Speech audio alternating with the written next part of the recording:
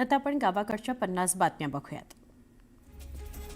माणिकराव कोकाटेंनी अखेर क्रीडामंत्रीपदाचा राजीनामा दिलेला आहे. कोकाटेंनी मुख्यमंत्र्यांकडे आपला राजीनामा सोपवला. मुख्यमंत्र्यांच्या शिफारसीनंतर कोकाटेंकडचे क्रीडा खाते काढून अजित पवारांना देण्यात आलं.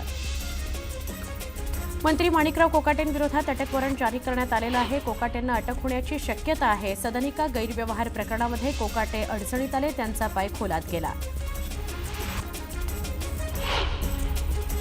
माणिकराव कोकाटेंनी केलेल्या अर्जावर तातडीच्या सुनावणीला न्यायालयानं नकार दिला. 19 डिसेंबरला या प्रकरणाची सुनावणी होणार आहे, त्यामुळे कोकाटेंवर अटकेची टांगती तलवार कायम आहे.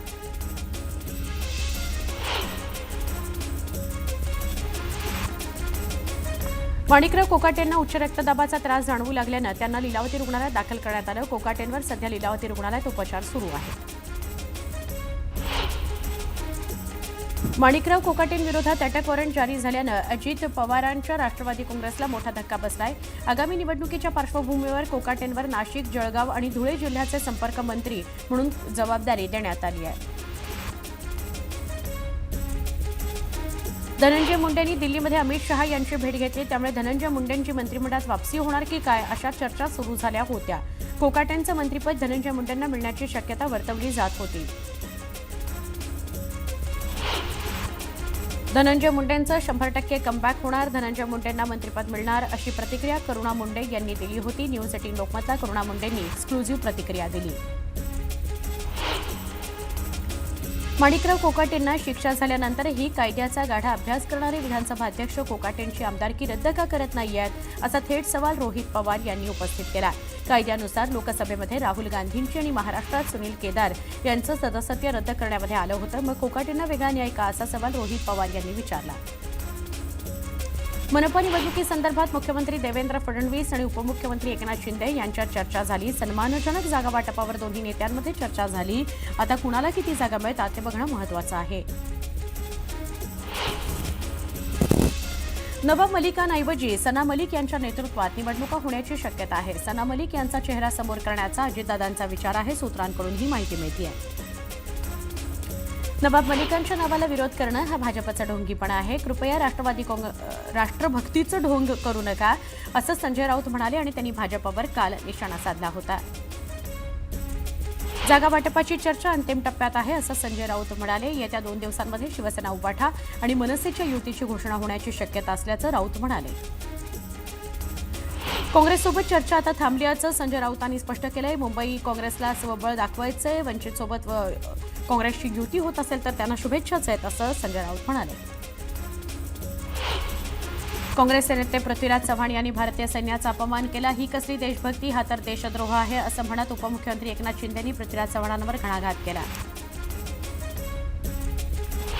सांगली, मिरज आणि कोप्पाड महानगरपालिकेमध्ये योग्य वाटा आणि सन्मान दिला नाही तर स्वबळावर लढणार असल्याचा इशारा मंत्री शंभूराज देसाईंनी दिलाय.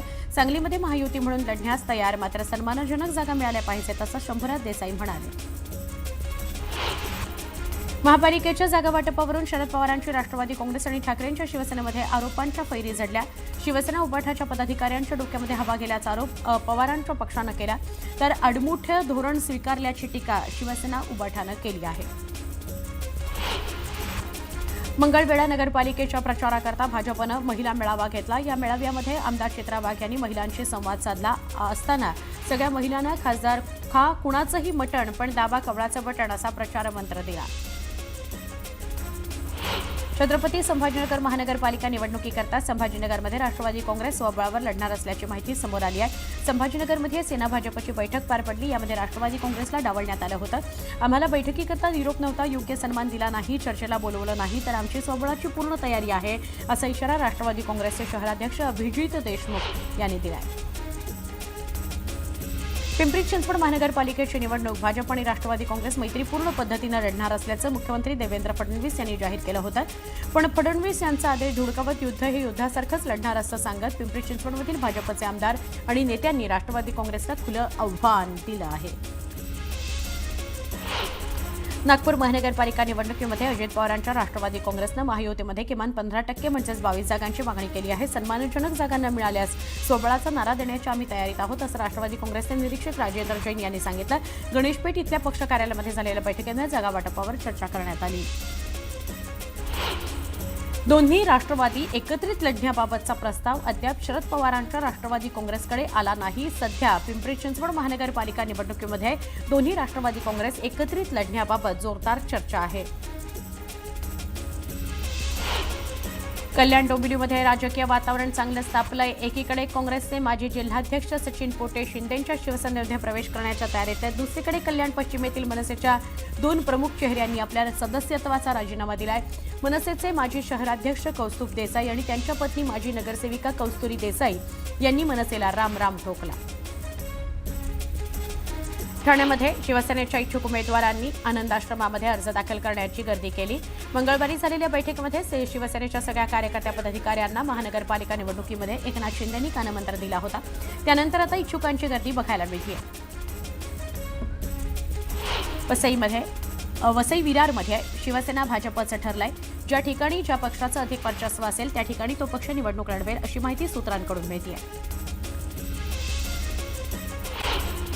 एमआयएमचे प्रदेशाध्यक्ष इम्तियाज जलील यांचा नोटा उधळतानाचा व्हिडिओ व्हायरल झालाय.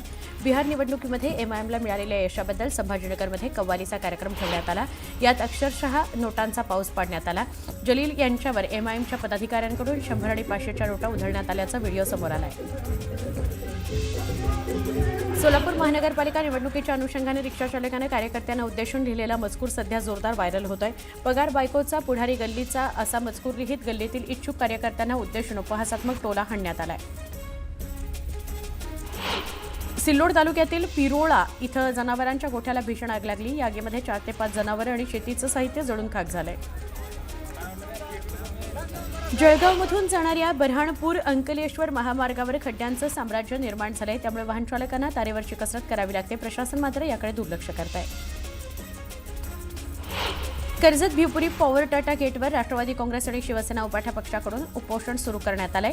भिवपुरी टाटा पॉवर प्रकल्पाविरोधात उपोषण सुरू करण्यात आलं असून अनेक वेळा चर्चा करूनही तोडगा निघालेला नाही. तुळजापुरामध्ये 2 गटात तुफान हाणामारी झाल्याचा प्रकार समोर आलाय. 2 गटातील रॅड्यामध्ये हवेत गोळीबार झाल्याचीही माहिती आहे. भाजप आणि महाविकास आघाडीच्या कार्यकर्त्यांमध्ये ही हाणामारीची घटना घडली आहे. या प्रकरणी तुळजापूर पोलीस स्टेशनमध्ये 8 आरोपींवर गंभीर गुन्हे दाखल करण्यात आले. 2 आरोपी पोलिसांच्या ताब्यात आहेत. 6 आरोपींचा शोध सुरू आहे. वाल्मिक कराडचा जामीन अर्ज औरंगाबाद खंडपीठानं फेटाळला. बीडच्या मसाजोगचे सरपंच संतोष देशमुख हत्याप्रकरणी वाल्मिक कराड अटकेत आहे. कराडनं जामीन न करता अर्ज दाखल केला होता. रायगड जिल्हा परिषदेच्या नेरळ विकास प्राधिकरणातील अतिक्रमण आणि अनधिकृत बांधकामाच्या विरोधामध्ये उपोषण आंदोलन सुरू करण्यात आलं. कोल्हारे या ग्रामपंचायतीचे माजी सरपंच विजय हजारे नेरळमध्ये उपोषणाला बसलेत. जुनाट आणि कालबाह्य झालेले संगणक बदलून देण्यात यावेत या मुख्य मागणीसह इतर प्रलंबित मागण्यांकरता येवल्यातील तलाठ्यांनी संप पुकारला. या संपाचा सर्वसामान्य नागरिक आणि शेतकऱ्यांना फटका बसतोय. अकोल्यामधील महसूल विभागाकडून जिल्हाधिकाऱ्यांमार्फत मुख्यमंत्र्यांना निवेदन देण्यात आलं. पुणे जिल्ह्यातील तहसीलदार आणि काही कर्मचाऱ्यांवरील निलंबनाची कारवाई मागे घ्यावी आणि अधिकारी कर्मचाऱ्यांच्या प्रलंबित मागण्या पूर्ण कराव्यात अशी मागणी या निवेदनातून करण्यात आली आहे. मागण्या मान्य न झाल्यास 19 डिसेंबरपासून कामबंद आंदोलन पुकारण्यात येईल असा इशारा देण्यात आला आहे. पुण्यामध्ये मनसेच्या वतीनं आंदोलन करण्यात आलं. पुणे शहरातील वाढत्या जल आणि वायू प्रदूषणाला प्रशासन जबाबदार असल्याचं म्हणत आंदोलन करण्यात आलं. काम करा अन्यथा खुर्च्या खाली करा असा आक्रमक पवित्रा मनसैनिकांनी घेतला आहे.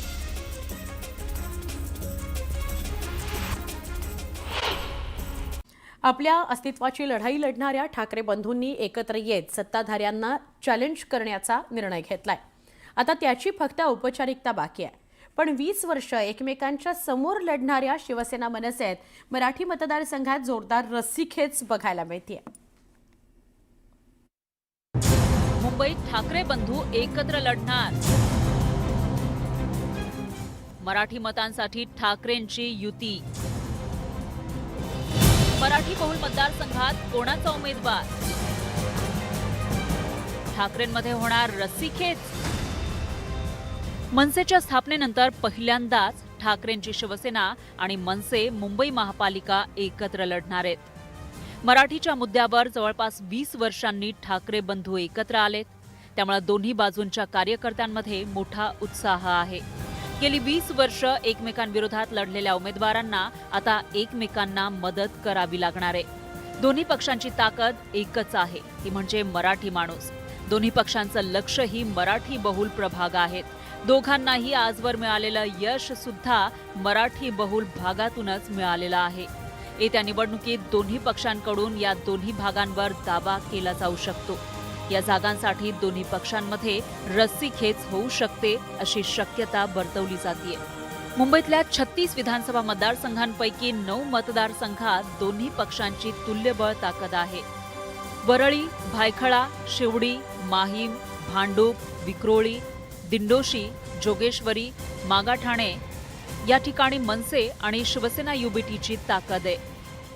माननीय उद्धव ठाकरे यांच्या नेतृत्वाखालची शिवसेना आणि महाराष्ट्र नवनिर्माण सेना ह्यांच्यामध्ये जागा वाटपासंदर्भातल्या ज्या चर्चा आहेत त्या अंतिम टप्प्यात आलेल्या आहेत. मुंबई ही महत्त्वाची आहे. कालही आमची सविस्तर चर्चा झाली आणि बहुतेक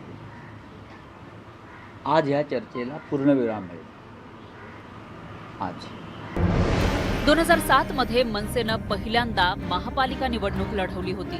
2007 नंतर 2012 मध्ये मनसेचा आलेख चढता राहिला. 2007 मध्ये मनसेचे मुंबईत 7 नगरसेवक होते. 2012 मध्ये त्यांची संख्या 28 वर पोहोचली होती. 2017 मध्ये मात्र मनसेची घसरण झाली आणि हाच आकडा 7 वर आला. 2017 मध्ये एकसंघ असलेल्या शिवसेनेचे 84 नगरसेवक निवडून आले होते. मात्र पक्षाचे झालेले 2 तुकडे आणि भाजपची फोडाफोड यामुळे त्यांच्याकडे आता केवळ 37 नगरसेवक उरलेत. त्यामुळे या निवडणुकीमध्ये फोडाफोडी टाळण्यासाठी दोन्ही पक्षांना खूप सावधगिरी बाळगावी लागणार आहे. कारण जेव्हा 2 पक्षांची ताकद आणि मतदार सारखे असतात तेव्हा वादाच्या शक्यताही तितक्याच जास्त असतात. मुंबई महापालिकेतील असे 27 वॉर्डात वाद उद्भवण्याची शक्यता आहे. परळीमधील वॉर्ड क्रमांक 197, 195, माहीममध्ये वॉर्ड क्रमांक 190, 192, 194, शिवडीमध्ये 203, 204, 205, भांडूपमध्ये वॉर्ड क्रमांक 113, 114, 115, 109, विक्रोळीमधील वॉर्ड क्रमांक 118, 120, 111, दिंडोशीमध्ये वॉर्ड क्रमांक 37, 38, 40, 42, जोगेश्वरीमधील वॉर्ड क्रमांक 73, 74, मागाठाणेमधील वॉर्ड क्रमांक 3, 5, 11 आणि 12 या 27 वॉर्डांमध्ये रस्सीखेच होऊ शकते. मनसेचे नेते आणि शिवसेनेचे नेते मंडळ हे अंतिम हात फिरवण्यासाठी बसले आणि आज हा विषय संपायला हवा मुंबईचा, अशी आमची अपेक्षा आहे. याशिवाय ठाणे, कल्याण, डोंबिवली, पुणे, नाशिक इथे सुद्धा अंतिम टप्प्यात आलेल्या आहेत चर्चा. मुंबईतील 227 वॉर्डपैकी 138 वॉर्डमध्ये मराठी भाषिकांचं प्राबल्य आहे.